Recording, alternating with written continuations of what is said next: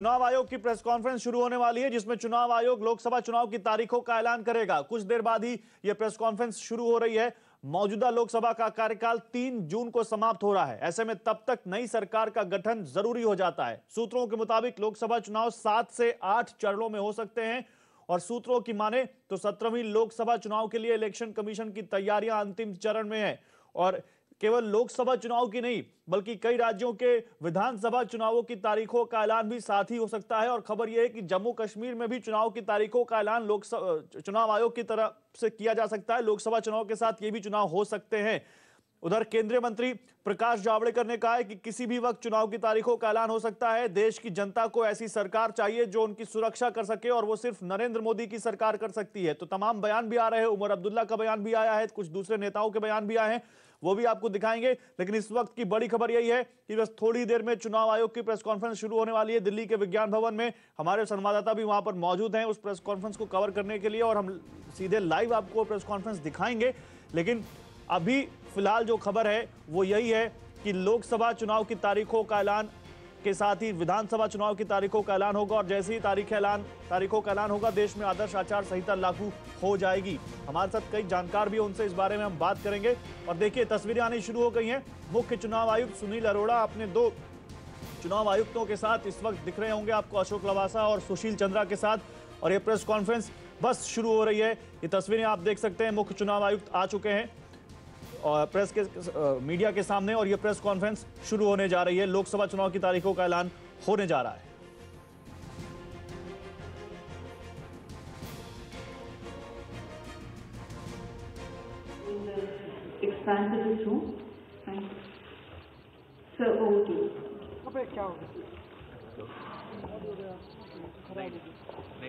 नहीं है ये इसका वाला माइक खराब था, जिससे ये बोल रही थी ना वो खराब था। अब ठीक है। Senior DC incharge administration and planning, all my colleagues from the election commission and all the colleagues from media. As you are aware, the 5-year term of the 16th Lok Sabha is due to expire on 3rd June 2019. Article 324 of the Constitution restores the relevant powers, duties, and also the functions of the election commission. While Section 14 of the Representation of People Act 51 provides for conduct of elections to constitute a new Lok Sabha before the expiry of its current term. Taking into account these constitutional and legal provisions, various judicial pronouncements on issues, the Election Commission of India has taken into account these constitutional and legal provisions, various judicial pronouncements on issues. The Election Commission of India has made, in fact, attempted a very comprehensive preparation for the conduct of election to the 17th Lok Sabha in a manner that is free, fair, inclusive, accessible, ethical, participatory, and also festive. When independent India held its first general and assembly elections during 51-2, not everybody was convinced of our capacity to successfully conduct the exercise. In fact, democracies in the world, they're numbering maybe around 40. Most of them were very skeptical. But India, by conducting our elections, emerged as a, should I say, beacon light for the emerging democracies all over the world. The scale and complexity of the elections has only grown since then. The population of India increased 3.3 times between 91 and 2001 census. But there are other statistics also which have gone up sharply, as expected. Mahatma Gandhi said, democracy must, in essence, mean the art and science of mobilizing the entire physical, economic, and spiritual resources of all the various sections of people in the service of the common good of all. Keeping all this in view, this commission started preparing for elections for quite some time. We started with organizing a series of meetings with chief electoral officers of all the states and UTs in order to review various aspects of election preparedness. Video conferences with the chief secretaries, DGs, home secretaries, chief electoral officers, and police nodal officers from MHA and as well as from the states were held on 21st, 22nd, and 28th January to assess the overall law and order situation, state or UT specific areas of concern, and deliberate on the quantum of central armed police forces required. Several rounds of discussions were held with the Ministry of Home Affairs at the level of our officers, and we also had an in-depth discussion with the Union Home Secretary and his team. The Commission also held deliberations with several key departments, especially railways, in order to ensure smooth movement and facilitation during the conduct of elections. To get a first-hand knowledge of the status of poll preparedness in the states, we visited several states and UTs to review the poll preparedness. During these visits, there is a standard SOP which is followed by the Commission, and not just us, but before us also. This has been a tradition that first of all we start with interaction with the political parties. After that, we have the presentations by the CEO of the state, the police nodal officer of that state, and the central nodal officer from whichever CPF is designated for that state or UT. After that, we have a fairly in-depth interaction lasting maybe sometimes 10 to 12 hours, if not more, with the collectors, SPs, IGs, commissioners of police, wherever there is commissioner system, and all their colleagues. This is followed by a meeting with the central government regulatory departments, income tax, state excise, central excise, in order to talk about the expenditure monitoring. Then there is a meeting with the Chief Secretary, Home Secretary, and their colleagues, DGP and their colleagues. After doing all this, we report back to the media in a press conference in the state. And same process was followed this time also.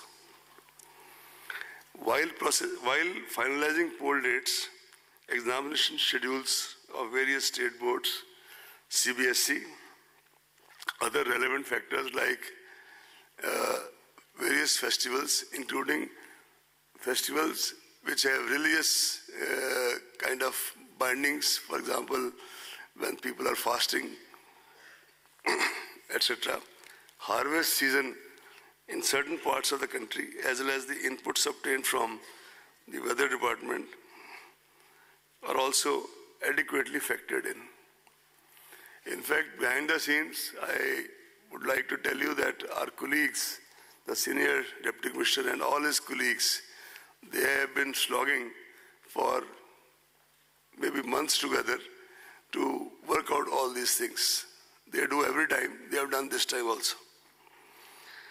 The Commission firmly believes that the purity of electoral roll is the foundation of credible elections. We have been constantly monitoring the health of the rolls in the country, and after the introduction of Aeronet, now we have a pan-India monitoring systems here in Delhi.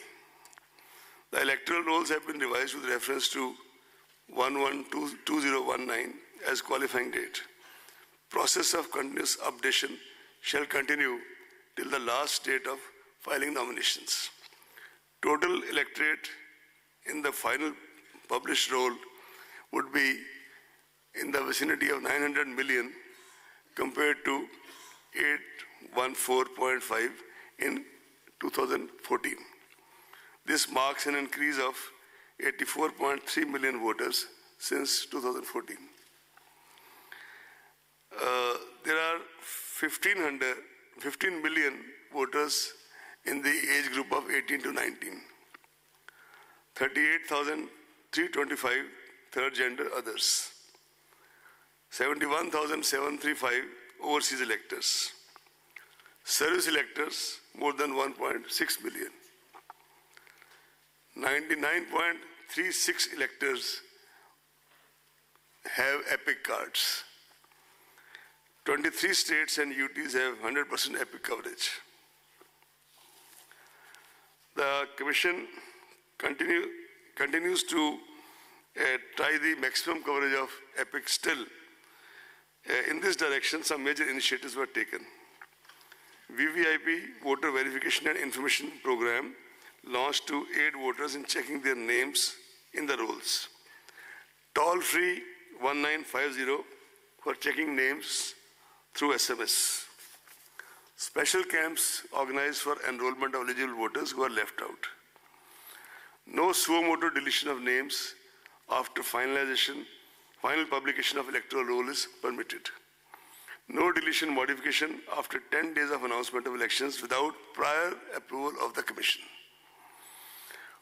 Official voter slips, including those in Braille for voters, for persons with disability voters. This is distributed or shall be distributed at least 5 days before the poll to all enrolled voters. This process is rigorously monitored and schedule of distribution shared with the public representatives. In fact, at every stage, all these things are shared with the public representatives. However, we would like to make it clear that photo voter slip issued at the last minute shall be used for guidance, but not as a proof of identity in the polling stations. We have already given a very detailed ad 2-3 days back that that slip will not be a proof of identity, but there are 11 other options which can be used to cast your vote, provided, of course, the name is on the electoral roll. A voter's guide in vernacular English is being handed over in these elections to every household, giving all relevant information. On the ballot unit below the name of the last candidate, there will be a button for nota option for the voters who do not wish to vote for any of the candidates. And as an additional measure to eliminate confusion in the minds of our voters, where you press the button in front of that, there's a photograph of the candidate also, so that you make a more conscious choice, seeing the photograph of the candidate for whom you want to vote. Voter assistant booths will be set up at every polling station to extend facilitation to the voters. There are approximately 10 lakh polling stations this year as compared to 9 lakh in 2014, an increase of 10.1%. Why I have used the word approximately is that in some special circumstances, for example, exigencies of weather, snowfall, etc., with the permission of the Commission, a new or auxiliary polling station can be opened even at the last minute. Of course, before the elections. Assured minimum polling facilities at all polling stations like drinking water, electricity, shade, toilets, ramps, and a standard voting compartment are being provided. And these are monitored very closely by the Commission in the meeting with the collectors, video conferences, and the meeting with the Chief Secretary. Efforts are also being made to make voting comfortable, accessible, and sensitive, particularly to the needs of senior citizens, persons with disability, and ladies. VVPATs will be used with EVM at all polling stations in this election. Adequate number of both have been made available for smooth conduct of elections. The ballot units already reached the destination as per requirement, 23.3 lakhs. The control unit, 16.35 lakhs. and VVPATs 17.4 lakhs. This also includes, by the way, reserve units, because as per the SOP, for example, if the control unit starts malfunctioning, then entire thing is changed. But if the VVPAT stops malfunctions, VVPAT is changed, something like that. And these are details. So accordingly, the requirement as well as the reserves have been worked out. The Commission has specified elaborate standard operating procedures for EVMs and VVPATs, including FLC, mock poll, two-stage randomization, mandatory VVPAT slip count in one randomly selected polling station per assembly segment. There are very stringent security and administrative protocols related to the machines, including their storage movement, usage, as well as handling reserve and VVPATs. In fact, after these 4 or 5 anecdotal incidents of the last 5 poll-gone states, new, fresh SOPs have been issued for making the last-mile transportation, even of the reserve EVMs, very, very stringent and rigid, including the putting of monitoring by GPS, etc. The Commission has laid a lot of emphasis on widespread demonstration and awareness activities at the assembly as well as booth level in order to familiarize as many voters as possible with EVM and VVPATs. Consequent on the schedule of announcement of general elections through the press note, the MCC for the guidance of political parties and candidates comes into effect from today itself in the entire country. The Commission calls upon political parties and candidates to strictly adhere to the same. Elaborate arrangements have been made to ensure effective implementation of the MCC, and any violation, repeat, any violation will be dealt with in the strictest manner. All the candidates are required to file an affidavit in Form 26 along with their nomination papers, which includes information on their criminal antecedents, if any, assets, liabilities, and educational qualifications. As all of you are aware, recently all the proposals of the Commission regarding the expansion of and revealing more information, including of HUF, was accepted by Ministry of Law, and accordingly the Form 26 has been already revised and circulated all over. This format was amended on 26 February 2019. Non-filling of this affidavit in the prescribed format, which also now includes giving you a PAN number, if you have, will result in rejection of nomination paper. Will result in rejection of nomination paper. Candidates with criminal antecedents would be required to furnish information in this regard in the local newspapers and TV channels on 3 occasions during campaign period. Elaborate arrangements have been made to ensure peaceful conduct of elections. In order to curb noise pollution and prevent disturbance to the people at large, usage of loudspeakers is prohibited at night between 10 p.m. to 6 a.m. No loudspeakers permitted at all during the period of 48 hours ending with the hour fixed for conclusion of poll in the polling area. Commission has also directed political parties, candidates, agents to desist from using environmentally hazardous publicity materials and promote usage of eco-friendly substances for preparation of election campaign material. This is a new effort by the Commission, but this is kind of appeal to everybody to use this.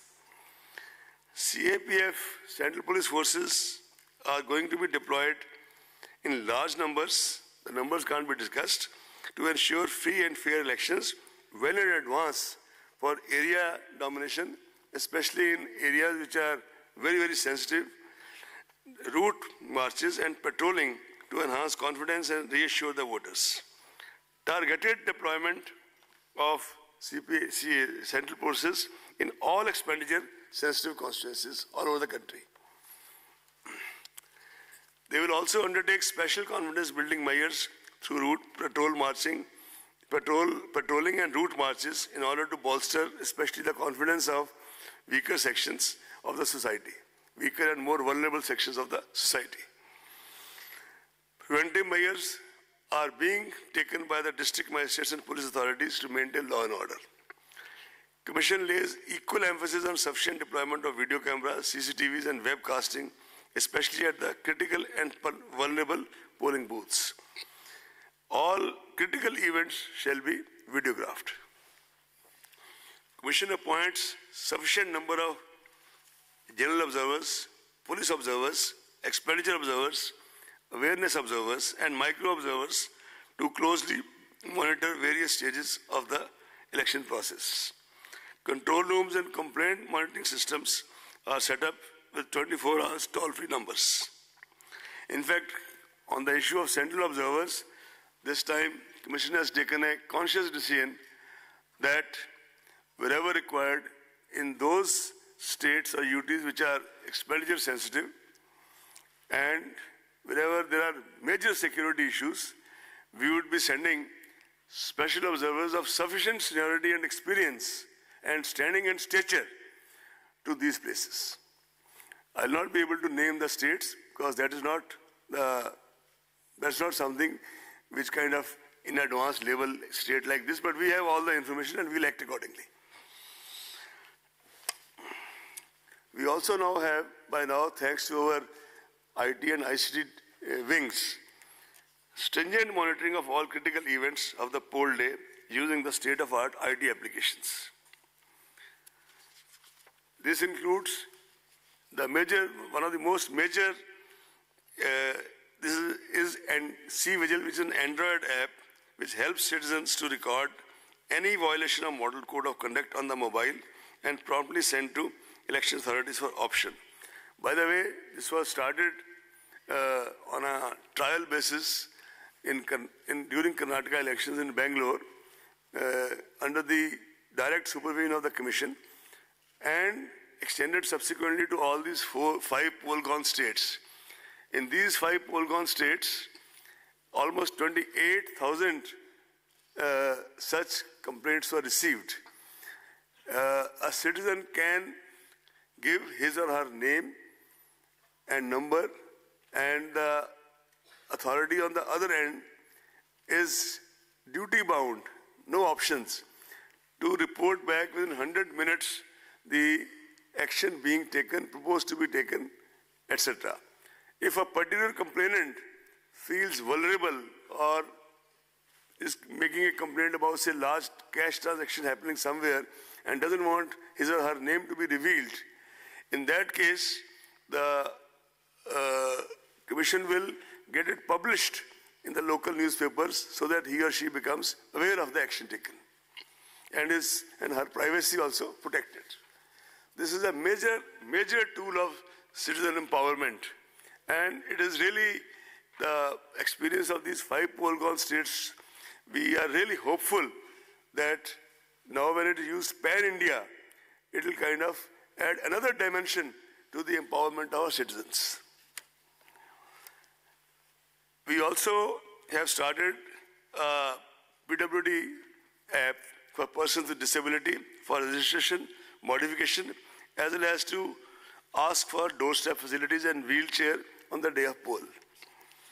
We already have introduced and we kind of monitored very closely that all the permissions can be obtained on Suvidha candidate app and they can also track their status. Samadhan is an integrated web portal for registering and resolving citizen information, suggestions, feedbacks and complaints. This is another way of getting the feedback. As you are aware, the Commission for many years, under one of its former CECs, had started systematic voters education and electoral participation, that called SWEEP. This program is basically for dissemination, advocacy and communication. And for this, comprehensive measures are undertaken for enhancing our contact with the voters and increasing their participation in this largest festival of democracy, Desh Ka Mahatyohar. This is being personally monitored by steered and monitored at the level of bureaucracy in the Commission by senior DEC Administration and Planning and his other colleagues, and Commission itself takes very regular account of this. Comprehensive measures are also being taken to reach out to the voters in the remotest corners through folk art, festivals, local nataks, and this time also we've started extensive use of community radio, and we are also embarking on the area of how to kind of, besides the print and electronic media, how to kind of enlarge our outreach through social media. The Commission has always considered engagement, considered media as an important ally and a rather potent force multiplier in ensuring an effective and efficient election management. Hence, the Commission has directed all CEOs of the poll-going states to have positive and progressive engagement and interaction with the media. Commission also requests the media to play a positive, proactive and constructive role in supplementing and facilitating our efforts towards delivery of free and fair elections. The media certification and monitoring committees have already been constituted at all the states and districts to deal with the problem of paid news and other media-related violations and pre-certification of political advertisements on electronic media. An additional member, a social domain media expert, is included now in the membership of the MCMC, this Media Certification and Monitoring Committee at the state and district level, so as to get inputs from his or her side. Candidates are required to furnish details of their social media account. All political advertisement on social media will also require pre-certification. All expenditure on campaigning advertisement on social media is to be included in the election expenditure account. All provisions of Model Code of Conduct shall also apply to the content being posted on social media by candidates and political parties. And based on the recommendations made by the committee appointed by the Commission regarding the further enlargement of Section 126 of RPA in sync with the new media and deliberations made with the various other stakeholders, social media platforms, the major steps are as follows. The intermediaries, viz. Facebook, Twitter, Google and YouTube, have committed in writing to ensure that any political advertisement published on their platforms will be certified from MCMC. Some IT applications are also being thought of to streamline it further and make the process less cumbersome. In fact, Commission has taken a stock of the IT applications being developed by our team, and maybe we'll introduce as a pilot project in some states to start with.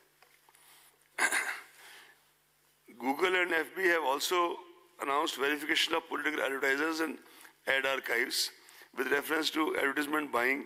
Social media platforms have committed to implement pre-certification, as I said earlier. To keep a check on election violations and menace of fake news and hate speech during the election period, social media platforms have told us that they have appointed dedicated grievance officers to take necessary and prompt action against the contents published on their platforms.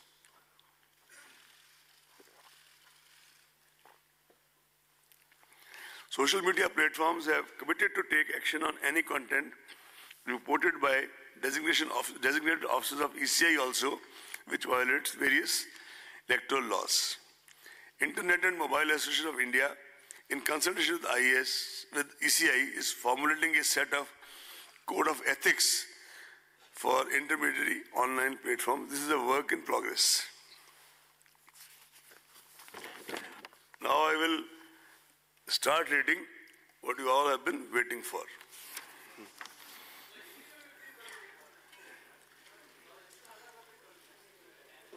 Hindi भी आती है और हिंदी का version आपको मिलेगा जब आपको press note मिलेगा. इंग्लिश के साथ साथ हिंदी का भी मिलेगा.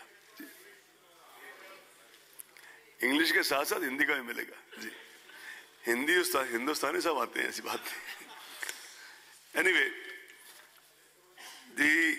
I'll read out the proposed phase 1. Before that, I would like to inform all of you that this time, instead of 9 phases, we have 7 phases of election. Phase 1, date of issue of gazette notification. Notification होने के gazette notification होने का दिन 18/3/2019 Monday. Phase 1, last date of nomination, आखिरी तारीख nomination की 25/3/2019 Monday.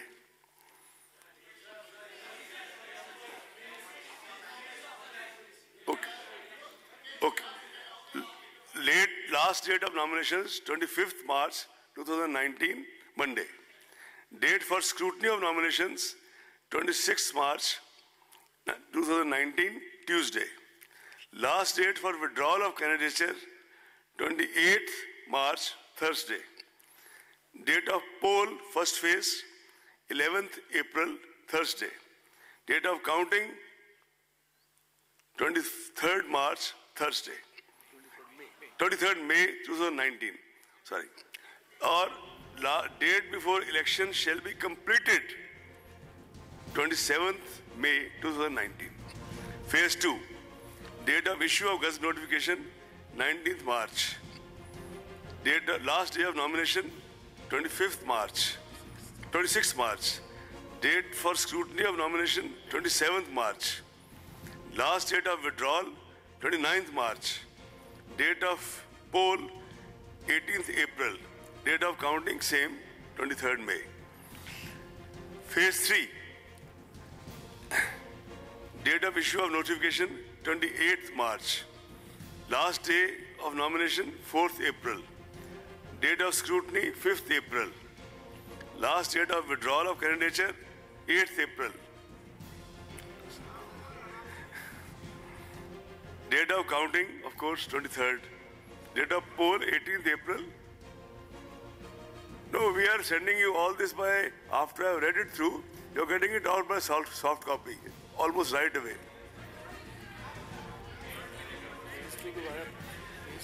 I'll read out the phase 2 again. Okay. No, I'll read out the phase 2 again because she's asked for it. Sir, hello. Phase 3, okay. Thank you. Phase 3. Phase 3, date of issue of gazette notification 28th March. Last date, we'll come to that after this. That is the second statement. Last date of nomination 4th April. Phase 3. Date of scrutiny 5th April. Last date for withdrawal of candidature 8th April.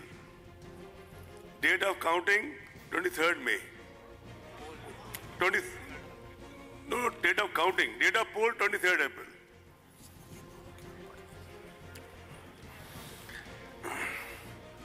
Phase 4. 23rd April.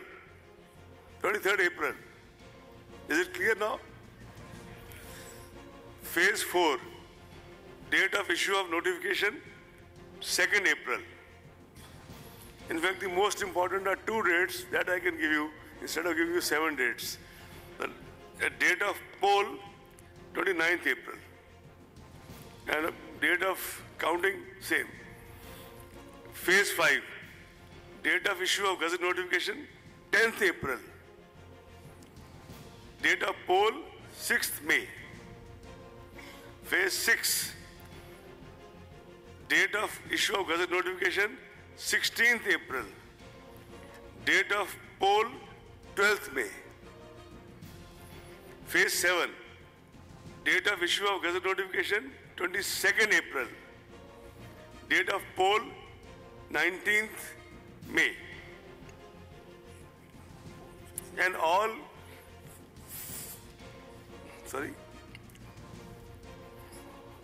I'll repeat the date of poll. First phase 11th April. Second phase, 18th April. Third phase, 23rd April.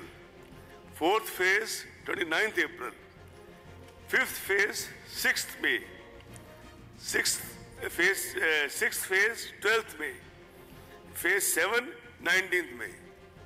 Am I clear now? And all countings, without, no need to say, but I am repeating, 23rd May.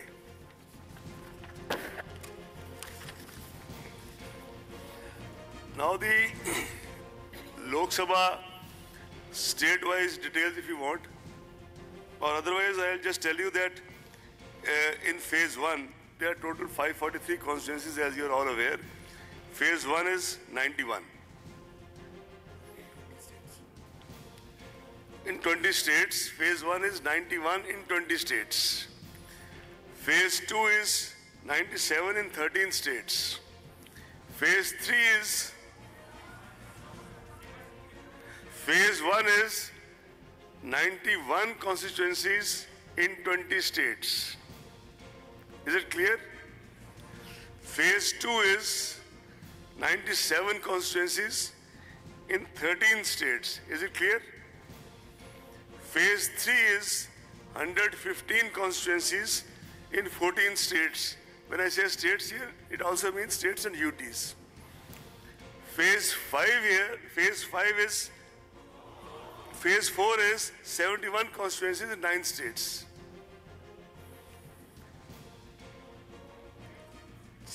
Now, 71 constituencies in 9 states.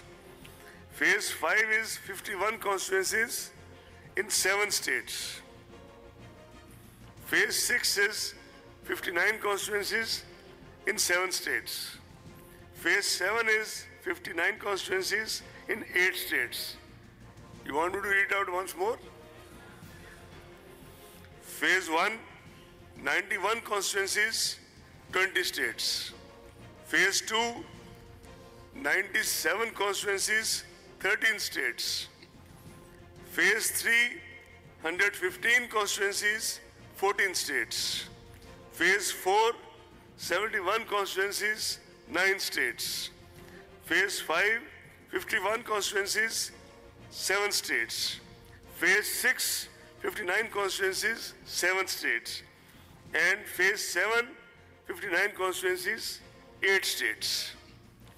The notification, the formal notification of by-elections, all the seats, etc., is being made separately today itself. Jammu Kashmir.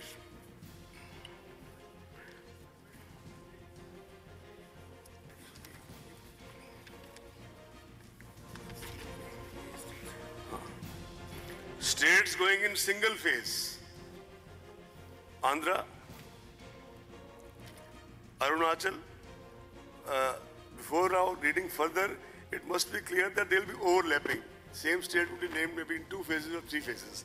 But still I am reading, I start reading now. States going in single phase, Andhra, Arunachal, Goa, Gujarat, Andhra, Arunachal, Goa, Gujarat, Haryana, Himachal Pradesh, Kerala, Meghalaya, Mizoram, Nagaland, Punjab, Sikkim, Telangana, Tamil Nadu, Telangana, I said Telangana, Tamil Nadu, Uttarakhand, Andaman Nicobar, Dadra and Nagar Haveli, Daman and Diu,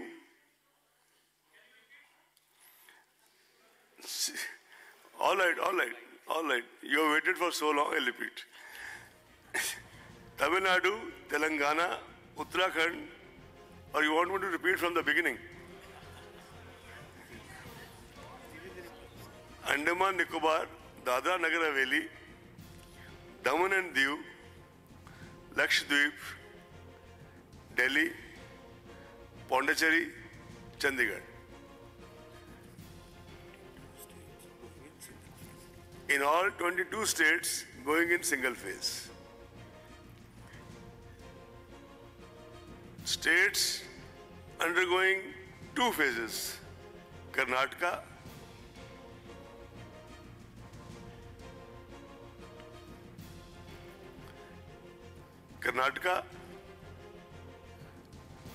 Manipur, Rajasthan, Tripura. States undergoing 3 phases. Assam, Chhattisgarh. States undergoing 4 phases. Jharkhand. 3rd phase, Assam, Chhattisgarh. 3 phases. 4 phases, Jharkhand, Madhya Pradesh, Maharashtra, Odisha. Jharkhand, Madhya Pradesh, Maharashtra, Odisha. 5 phases, Jammu Kashmir. 6th phase, no state. 7th phase, Bihar, Uttar Pradesh, West Bengal. Uttar Pradesh, West Bengal. And now I'll read out once more. First phase, 22 states and UTs. Second phase, 4 states and UTs. 2 phases, 4 states. 3 phases, 2 states. 4 phases, 4 states. 5 phases, 1 state. 7th phase, 3 states. You see, the issue also is that there has to be ensured the movement of the CPFs from one place to the other, and they go by trains, etc., and then they require some time for initial settling down, which is how all this has been done. Now Jammu Kashmir. No, before that, sir, each state and which are the states and the date of polling. So we have it. No, please. Sorry? Please read the date. Sir, it's being sent to you now.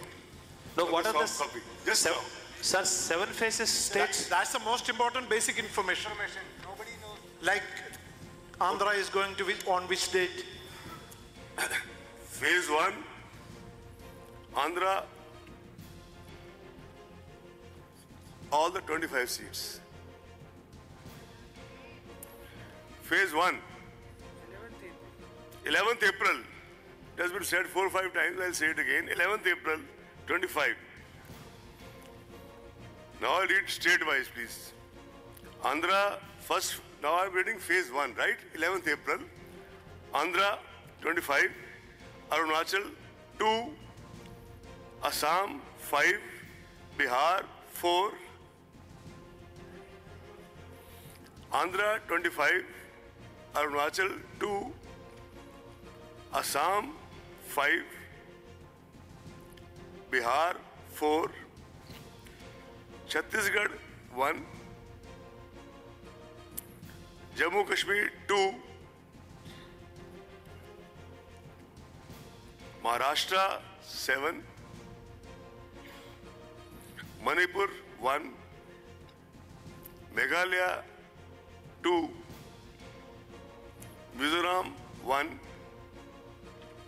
Nagaland, 1. Odisha, 4. Sikkim, 1. Telangana, 17. Tripura, 1. Uttar Pradesh, 8. Uttarakhand, 5. West Bengal, 2. Andaman Nicobar, 1. Lakshadweep, 1. Total, 91. Am I clear now? Phase 2, Assam, 5. As said earlier, phase 2 starts from 18th April. Assam, 5. Bihar, 5. Chhattisgarh, 3. Jammu Kashmir, 2. Karnataka, 14, 1-4. Maharashtra 10. Manipur 1. Odisha 5. Tamil Nadu 39. Tripura 1. Uttar Pradesh 8. West Bengal 3. Puducherry 1. Total 97. Phase 3, starting from 23rd April, Assam 4, Bihar 5, Chhattisgarh 7, Gujarat 26, Goa 2, Jammu Kashmir 1,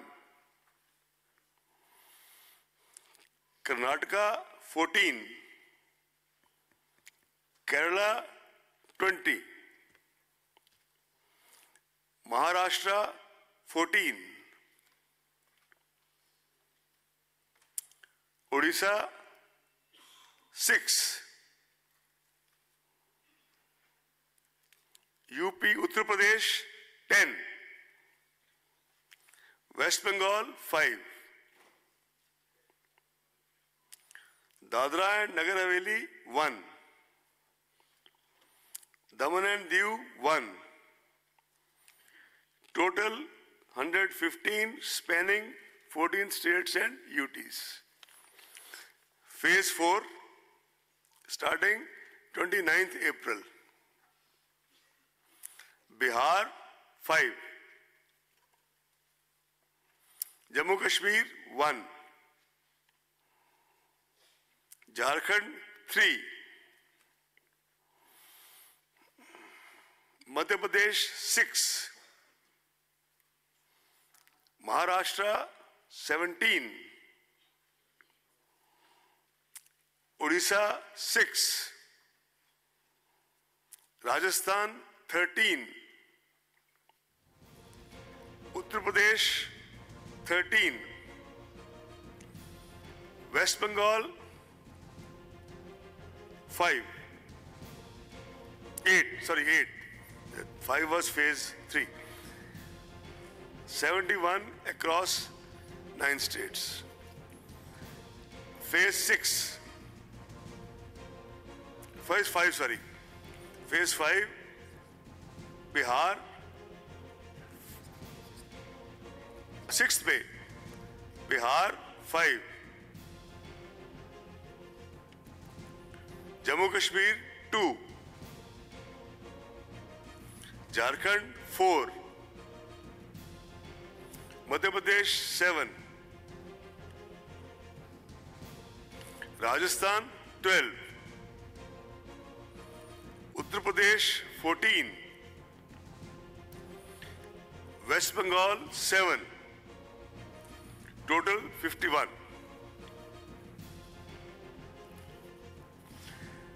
Phase 6 starting 12th May.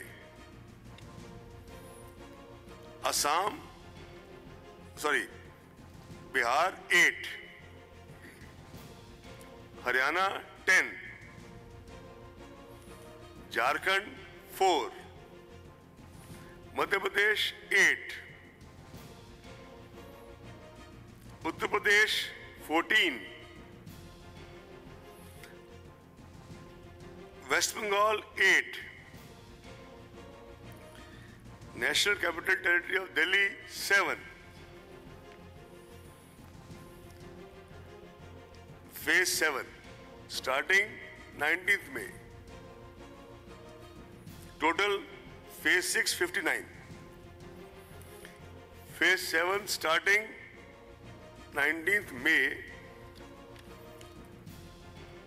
Chhattisgarh 8.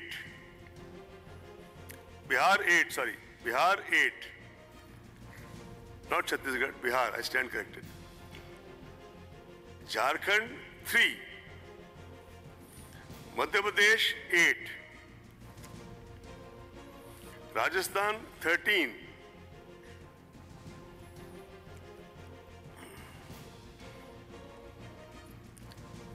Punjab 13, not Rajasthan. Rajasthan is over already. Punjab 13, West Bengal 9, Chandigarh 1, and UP 13, Himachal 4, total 59. This is the states.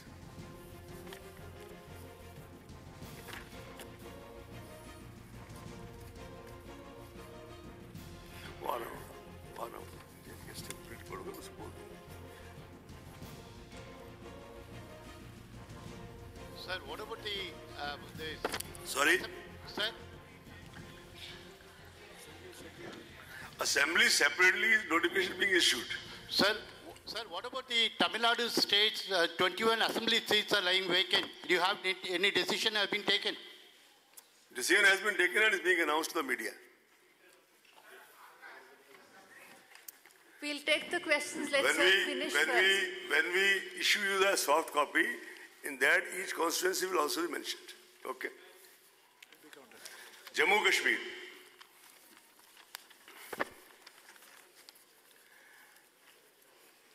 After holding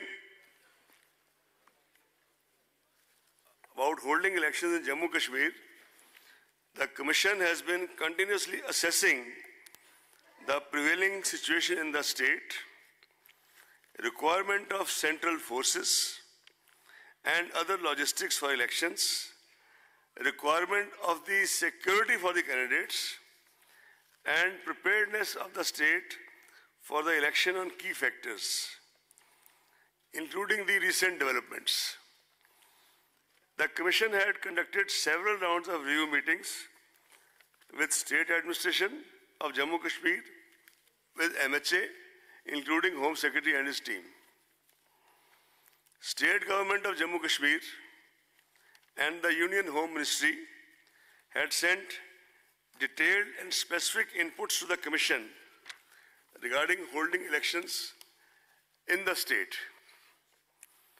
In fact, we had sought the comments from the MHA quite early to assess the situation and level of preparedness.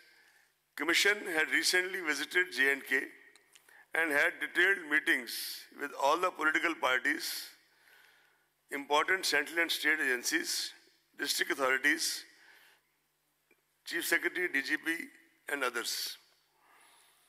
Based on all these inputs and recommendations from the states, state government, Home Ministry, political parties, other stakeholders, constraint of availability of central forces and other logistics, requirement of security forces for security of candidates in wake of the recent incidents of violence in the past, recent past, and keeping all other challenges in mind and keeping a totality of views,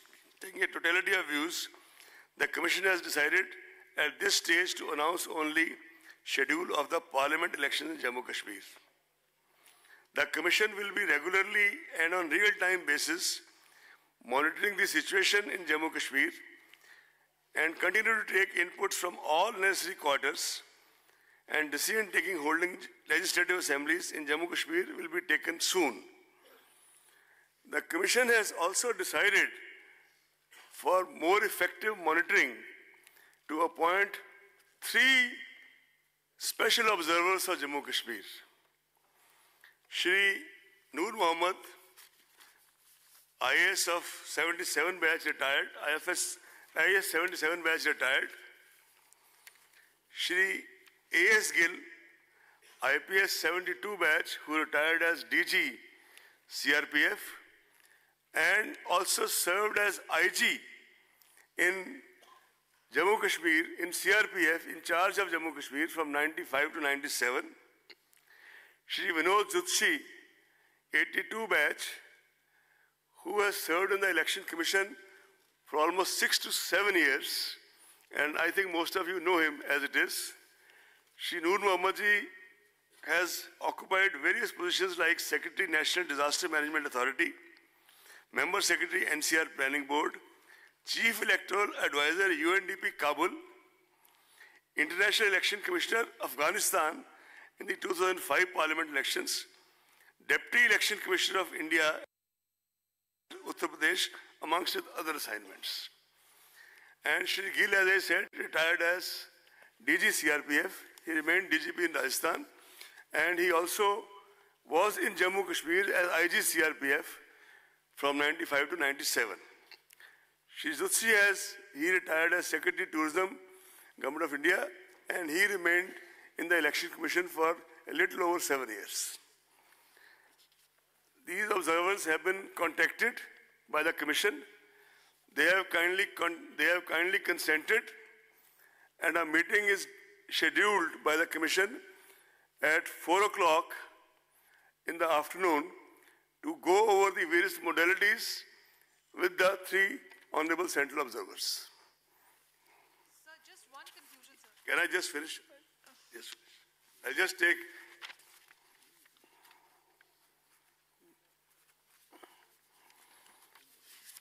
As far as the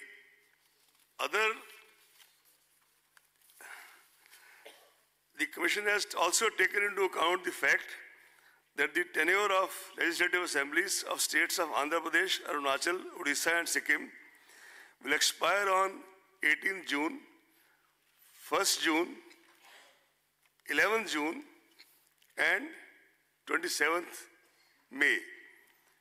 I repeat, Andhra 18th June, Arunachal 1st June, Odisha 11th June, Sikkim 27th May. After taking into account all these relevant factors, the Commission has decided to hold elections for these legislative assemblies for these 4 states simultaneously with the general elections to the 17th Lok Sabha. Elections to the different assembly constituencies in these states will follow the same schedule as for the corresponding parliamentary constituencies, that answers your question, of which these are relevant assembly segments. There are 34 casual vacancies, that is by-elections as we call it, in the legislative assemblies of 12 states as on 9th March 2019. The Commission has decided to hold by-elections to these 34 assembly constituencies following the same schedule as per the relevant parliamentary constituencies already read out to all of you. On the occasion of 17th Lok Sabha election, the Commission reassures the nation, all the stakeholders, of its solemn resolve and deep commitment to fulfill its constitutional mandate to conduct free, fair, credible and ethical elections. Commission appeals to the 11 million plus election machinery, directs the 11 million plus election machinery to rededicate themselves to the tasks associated with the conduct of elections as a sacred duty, as they have been doing election after election. Commission appeals to all the stakeholders, and in particularly the political parties, the candidates, to uphold the democratic traditions of the nation by maintaining high standards of political discourse and fair play in course of the election campaigns. Commission also sends an appeal to all the voters to reinforce the democratic ethos of the nation by turning up at polling stations and exercise their right to vote in an informed and ethical manner, because the voters are the ultimate sovereigns in the democracy. Now I will take questions. one clarification. Sir, Can I have one Your clarification? right, Request you, Sir. excuse me. Yeah. Let's go one by one. I'll Yeah. take from the left front If- row first. I'll, before you start, you see, if we, 7 people raise hands, nobody will be able to listen. Let Shefali ji point out one after the other.